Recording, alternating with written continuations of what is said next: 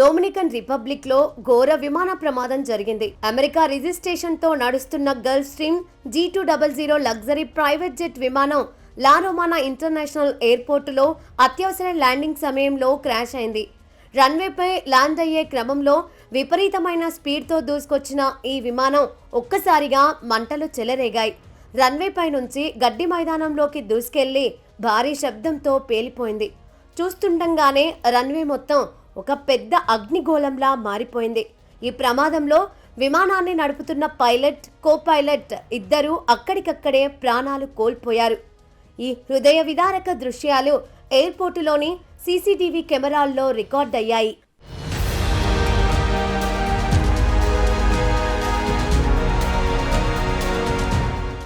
ఈ private jet Dominican republic లోని లా Romana runway నుంచి అమెరికాలోని టెక్సాస్ నగరానికి బయలుదేరింది. అయితే టేకాఫ్ అయిన కొద్దిసేపటికే ఎయిర్పోర్టుకు నైరుతి దిశలో 16 నాటికల్ మైళ్ళ దూరంలో ఉండగా విమానంలో టెక్నికల్ ఇష్యూ వచ్చింది. దీంతో అప్రమత్తమైన పైలట్లు ఎమర్జెన్సీ ల్యాండింగ్ కోసం ఎయిర్ ట్రాఫిక్ కంట్రోల్ అనుమతి కోరి తిరిగి లా రొమానా ఎయిర్పోర్టు వైపు మళ్లించారు. రన్వే 29పై ల్యాండింగ్ కు ప్రయత్నిస్తుండగా కంట్రోల్ తప్పి ఈ దుర్ఘటన జరిగింది.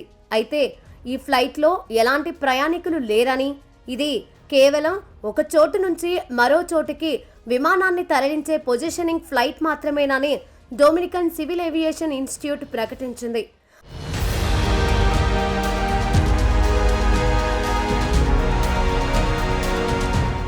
ప్రమాదం జరిగిన వెంటనే airport fire fighters, emergency staff స్పాట్కు చేరుకొని మంటలు పూర్తిగా ఆర్పివేశారు. ఈ గల్ఫ్ స్ట్రీమ్ G200 విమానాన్ని 2004లో తయారు చేశారు.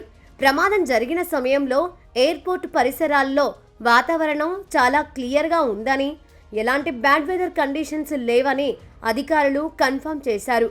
ప్రాథమిక అంచనాల ప్రకారం విమానంలోని ఇంజన్ ఫెయిల్యూర్ లేదా హైడ్రాలిక్ సిస్టంలో తలెత్తిన లోపాల వల్లే పైలట్లు విమానాన్ని కంట్రోల్ చేయలేకపోయి ఉంటారని ఏవియేషన్ అధికారులు అనుమానిస్తున్నారు.